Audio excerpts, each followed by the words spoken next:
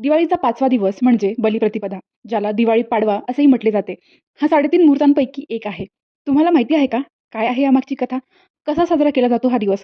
चला तर मग जाणून घेऊया सगळं सविस्तर. नमस्कार, मी वैष्णवी. माझ्या या व्लॉगमध्ये तुम्हा सर्वांचं स्वागत आहे. विष्णुभक्त प्रल्हाद यांचा नातू राजा बळी अत्यंत दानशूर होता.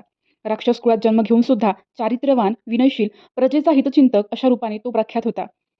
त्याच्या दारी जो यायचा त्याला राजा बळी रिते हस्ते पाठवत नसे.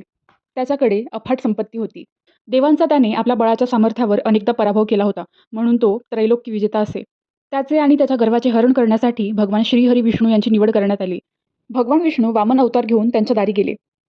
त्यावर बळीराजांनी आपणास काय हवे असे विचारले. त्यावर वामन अवतारी विष्णू त्यांना त्रिपाद भूमिदान द्या असे म्हणाले. राजा बळीने त्यांना त्रिपाद भूमी देण्यास होकार दिला. वामन अवतारी विष्णूंनी आपले रूप विराट करून एका पावलात संपूर्ण पृथ्वी व्यापली. दुसऱ्या पावलात सर्व पाताळ ब्रह्मांड व्यापले.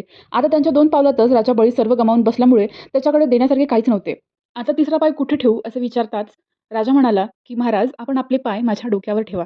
असे म्हणताच वामन आपले तिसरे पाऊल त्याच्या डोक्यावर ठेवताच बळीराजा पाताळात समावला. तेव्हा श्री विष्णूंनी त्याला पाताळाचे राज्य देऊन वर मागण्यास सांगितले. यावर बळीराजाने उत्तर दिले की हे देवा, आता पृथ्वीवर माझे राज्य संपणारच आहे. माझी इच्छा आहे की पृथ्वीवर दरवर्षी 3 दिवस तरी माझे राज्य म्हणून ओळखावे. यमासाठी दीपदान करणाऱ्यांना कधीच यमाचा त्रास होऊ नये. त्याकडे लक्ष्मीचा नेहमी वास असावा. ते 3 दिवस अश्विन मासातील कृष्ण पक्षाची चतुर्दशी, अश्विन अमावस्या आणि कार्तिक शुद्ध प्रतिपदा. याला बळीप्रतिपदा किंवा बळीराज्य असे म्हणतात. त्या दिवसापासून बळीप्रतिपदा करण्याची प्रथा सुरू झाली. पाडवा हा 3.5 मुहूर्तांपैकी एक मुहूर्त आहे. या दिवशी व्यापारी वर्ग नववर्षाची सुरुवात करतात. बळीराजाचे रांगोळीने चित्र काढतात आणि नव्या कामाला सुरुवात करतात. उत्तरेकडे या दिवशी गोवर्धन पूजा साजरी केली जाते. पाडव्याला पत्नी पतीला ओवाळते, कारण हा पती पत्नीच्या नात्यातील प्रेम आणि आदर व्यक्त करण्याचा दिवस आहे. पत्नी पतीच्या दीर्घायुष्यासाठी प्रार्थना करते, त्याच्या दीर्घायुष्यासाठी ईश्वराकडे याचना करते आणि त्याच्याभोवती सकारात्मक ऊर्जा निर्माण होण्यासाठी औक्षण करते. या दिवशी पत्नी नवऱ्याला औक्षण करते आणि त्या बदल्यात नवरा तिला भेटवस्तू देतो.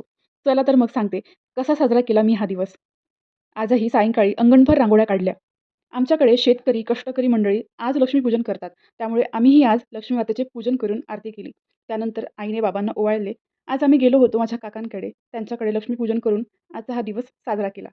तर हा होता माझा दिवाळी पाडवा साजरा करण्याचा छोटासा अनुभव. व्हिडिओ आवडला असेल तर लाईक, शेअर आणि सबस्क्राईब करायला विसरू नका. धन्यवाद.